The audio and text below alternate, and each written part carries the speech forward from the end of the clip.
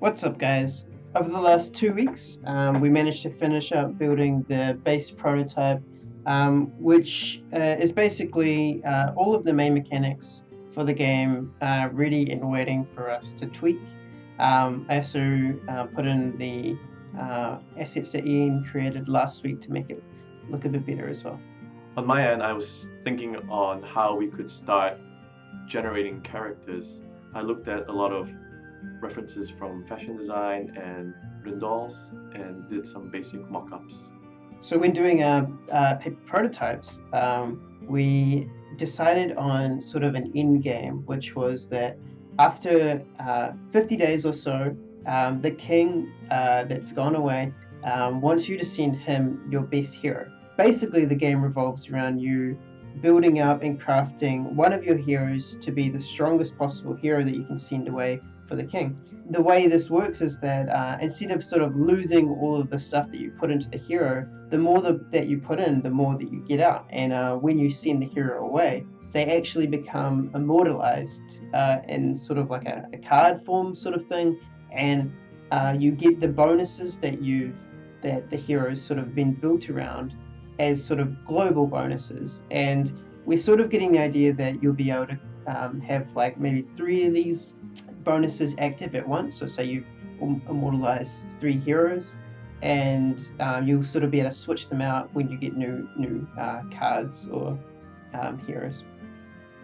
So we're doing things a little bit differently this week. Because we finished up early, we decided that we needed to talk a bit more about the game mechanics. So after we had a long discussion and built some paper prototypes, we came to the conclusion that we had a little bit too many mechanics to prototype efficiently. Like it was very difficult for us to figure out if the game was going to be fun or not from the prototypes. So what we decided to do was to break it down even further and figure out what the key elements are, or the key mechanics that we can have that'll make the game very easy for us to prototype and keep it quite simple. So one of the first mechanics we talked about was this idea of restlessness, which is when heroes are on the bench not being used, they become more restless and are more likely to rebel when you send them off on missions. And by rebel, what we mean is they can choose to go off and do a different mission. Like they might say they don't want to be doing the one they're doing, and they might go off and take over another hero's mission. We also decided that we'd have a mechanic of food. So a mission may require food. Some missions require more food than others. And what this does is that it allows the restless mechanic to come into play. So if you want to do a large mission, it means that you'll only be able to have a few heroes on the map, because otherwise you won't have enough food to share around. So it just, we're hoping that this will create some interesting strategy with when you send heroes on missions and when you keep them at home. So I talked about this idea of rebelling, but we're also playing around with this idea of obedience. If you have a hero that you sort of match their traits, or is a very or likes to do positive things, like then that hero will be very obedient, and there's a much less chance or no chance for them to leave a mission that you put them on. So what we're hoping to happen with these mechanics is that you'll be striving for this order amongst chaos, where you'll be focusing mainly on having 1 or 2 heroes which are you're trying to grow into the strongest or best hero possible, and you'll have 3 other heroes which you'll be sort of fighting against to just prevent them from disrupting your other heroes. So now we're going to talk a little bit about the UI, and Ian and I've been working on this, what were your initial thoughts, I guess, for this? I think the main issue was that after the last update, it really did feel very empty and bland. Initially, the idea was to go with a style that was more along the lines of something like Besiege, so kind of very clean and clinical, and then you would have, spots where you would have lots of detail. But I think the more that we thought about it, I think the less we wanted to do that, and we wanted to move in a direction that really more emphasized this idea that you were sitting at a table and there was a map in front of you, and you're almost like playing a board. Yeah. And in doing so, also we really wanted to capture this heroic feeling. It's sort of when we were looking into other games for inspiration or looking in to see how they sort of did this effect. It was really difficult to find. I don't actually know if we found any in the board game examples of being able to really capture this feeling of playing a board game inside of a video game. And there were, we found a number of reasons for this, and it's sort of the limitations of a board game in a real life space. Like you have to produce the board game on certain, with certain materials, and the pieces are often created with different materials. So you get this sort of weird, unique feeling out of a board game that video games, when you're making, or when you, especially the ones we played, they sort of don't have to work with these limitations. So you get this sort of different creation, which sort of looks like a board game, but it doesn't really feel like a board game anymore. Like it feels like something else. Like it kind of feels really weird. I think like games like Civilization or Armello, I think kind of are in that kind of direction. But I feel like what we're kind of talking about is more along the lines of something like Hearthstone, where every UI element is represented in some form as a physical object in the game. Yeah. And so I think this would contribute a lot to the atmospheric aspect of it, and also going back to the heroic part. Really, instead of just having the heroes just as pieces, really make them more like when you play Dungeons and Dragons, sometimes you have like a card or like a thing that kind of sections off your heroes from the actual game, really kind of emphasizing these pieces as special. So kind of having them almost like a pantheon. Think of the presentation of those heroes themselves as closer to a pantheon than just pieces on the table. Yeah, and something really cool we can do with that is that, the best parts of, I guess, those kind of games is that you get to use your imagination to build up these characters, but it's sort of like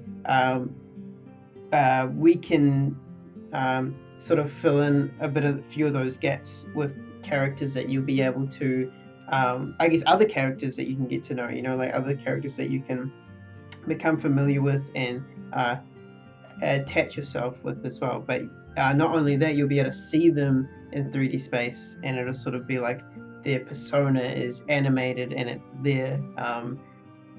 And it's interesting, it's the best parts of the game that we're bringing into that we want to bring into our game, But let's talk a bit more about the UI layout. So maybe we can start with the what we were thinking for the sort of bottom part where the larger hero is displayed. So the best way to think about this is that you are sitting at a table, and at the edge of the table, where the map kind of ends, it kind of drops down into a platform where you would have your heroes, nicely spaced apart, and then so it's almost like a separate space where they kind of sit on. Yeah, and you'll be able to take those heroes and drag them, and when you drag them, they go from this larger, more detailed space into the board game space. So they become board game pieces as you drag them onto the game board, which I think will be really interesting. You'll also be able to from that bar down the bottom, access sort of like their inventory, like see like a scroll of their abilities, their traits, whatever they're focused on, which will also be infused in like the personality of the character. Like you'll be able to see those traits in the character. Well, that's the dream, at least. Yeah. And I mean, we talked about Hearthstone before for showing the UI. So it's like like for the global inventory, like when you get items, you'll be able to sort of like have this maybe like a drawer that pulls out, and you'll be able to use the drawer to equip your characters just by like dragging and dropping. Things like that. Like the menu buttons are sort of ingrained in the game board. But yeah, I mean, we also talked a lot about what we wanted the game board to be like as well. I don't know if you want to. You mean the map? Yeah, what's on the map? Yeah, I think the logic we're kind of approaching the UI at the moment is that the map is where you think about things. You are able to see an overview of the situation and make the choices, the strategic choices regarding your heroes. So this is reflected in this should be reflected in the style. Everything should be really simple, not too much detail, just enough detail that it communicates a context, but not detailed to the point where it's just too overwhelming for you to look at.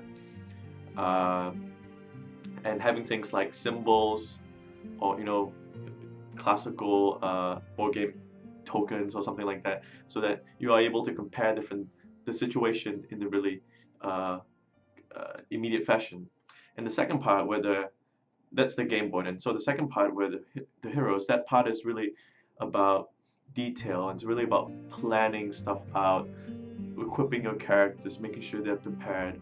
This is where a lot of the I guess the visual investment will be spent on, because this is the part where you'll be opening your inventory, looking at your items, searching for stuff, changing them, looking at your characters, trying to make decisions about who should go to the next mission. And so an important thing that I think board games do really well, but games don't, is this idea of somehow having access to everything at once. So when you play a board game, you have your cards on your left hand side, your tokens on the right, and then all your other pieces in front of you. You can access all of that at once. But usually with games, what happens is that we have menus, and this is what goes back to what we're talking about physicality, is that the issue with menus is that you open it up, it blocks the screen to transfer stuff across. You can't just pick it up and move it across like in a real game. It's kind of in a board game you have to do some kind of you have to click more buttons or drag drop it somewhere else. And so we want to avoid that as much as possible. We want to really encourage this idea of, you see a mission, you see a hero, you find the equipment that you want, you move it off from one hero to another, really having that kind of fluidity and having that flow of being able to dynamically adjust the situation quickly is really important. And so having slide out drawers, for example, that when you hover over, the drawer slides out and you can quickly swap out items, for example, I think that we're looking at as a way of thinking about the interaction. Yeah, and I mean, if we do have to do those in-game video game only interaction sort of things, we want to really focus on not breaking the immersive experience that we're trying to build from this board game experience. It's like and I mean, that should be really interesting, because it's already going to be sort of a cross between a board, like it's what you imagine a board game could be, like in the future, where you'd have pieces that can sort of roam around the board and do interesting things. And I think that's one of the things that we're most excited about with this is your opponent is actually going to be the characters in the game. Like, you're going to be focused on one or two characters, but you have these other three characters that are active on the board doing things, and they don't like you don't have to roll to move them. They move themselves based on their based on their traits, and you're going to be able, like, that'll provide the agency. Like, you'll be trying to sort of weigh up where you should place your heroes, because like maybe this guy's being, he's really troublesome, and you'll have to make sure that you don't place your hero too close to him, otherwise he might disrupt him. And or maybe there's a quest where you need like certain items, or your hero will die, and so maybe you'll say, oh well, I didn't actually like this guy very much anyway, so maybe I'll send this guy to this mission and he'll get killed, and then I'll get a new guy that might not be as annoying. And I feel like that those aspects of interactivity or simulation will really make the experience interesting, even though it'll be a single player experience. Like, it'll feel like those players that are those characters, those heroes that are that you can move around are other players almost. Yeah, it's like chess is so much more fun when the characters move. Like, Yeah. or like if you remember like Star Wars, there was like a scene where they were playing like the chess kind of like a board Yeah. game, and it's just like it was so cool at the time because you looked at it and said, "Whoa, that's what the future of board games would be." Yeah, we still don't have. Yeah, but yeah, I think that's a really valid point. I think the physicality kind of imparts this kind of you look at it and everything's moving, you know. It's empathy, right? You're kind of feeling empathy for these characters because of that. I think as well, it was our way to solve like a scary sort of issue that I mean, it's kind of hard to find single player games that are interesting for a long period of time. I mean, one of the examples that we really hooked onto was The Sims. Like, more of that feeling you get when you're playing The Sims. Like, it's just one person, like you're the only one playing it, but it feels like there's almost multiple people. Every character is a new person, and something we were really worried about is that if it feels like the game is sort of providing negative feedback, like say the game randomly kills your hero, like you do a dice roll and your hero dies, it feels really bad, like it's sort of like all the investment you made is gone because of the game RNG. Like, it's a problem that you see a lot, as an example from XCOM. A lot of people complain about, I built up this hero for a really long time, I've invested, and then only to die from an RNG roll. Like, we want to avoid that sort of situation completely by having this focus. You're focused on one hero. There's no possible way that this hero can be killed, or if you're focusing on him, it's the only thing that can happen to him is sort of other heroes can interact and sort of push them away, push and pull them away from your goal, but it's sort of all your investment, all your time spent is still relevant. It's not something that you're going to lose. And I mean, I feel like that's really, really important to have in a single player game. It's what will make it interesting and fun, I think. Yeah, like I think you're talking also, like, I think this kind of points back to all the mechanics about, at the end of even if you send characters away, you kind of get something back for that. Yeah. And The Sims is interesting, right? Because The Sims, I mean, unless you're really bad, unless you actually don't touch the game, your Sims will never die. And if you choose to kill them, it is really a deliberate choice. Yeah. So it's like, so really treating that, so it's not really an end state for the game, right? It's kind of more revolving it as wrapping that end state as more of a choice, a deliberate choice, rather than oh, that was unexpected. Yeah. And I think those decisions as well is sort of like, it's like we talked about it before. It's like this idea that RNG is like acceptable. RNG is acceptable to drive your decision making, which I mean, I know from personal experience, whenever I play a game and there's RNG involved, it doesn't feel like a 50% or 60% chance. It doesn't feel like you should ever lose, like it's like if you see a 60-70% chance that you're gonna win the mission, then your brain is already thinking, well, 60 to 70% chance is over 50%. I'm gonna be able to do it. There's it's sort of like if your decisions revolve around those random elements,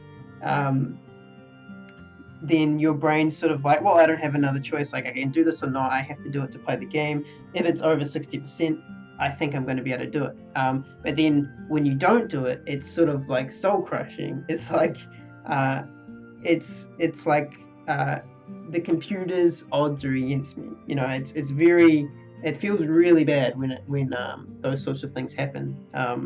And so to mitigate that, we want the decisions to feel like they're not made by the game, those sort of actions, those sort of dice rolls, don't feel like they're made by the game, but they feel like they're made by pieces or players in the game. So it's sort of like when they do happen, you don't blame the game and get frustrated. You blame the character in the game and say, oh, this guy's just so annoying, I need to get rid of him or avoid him. There's things that you can do to like mitigate that feeling of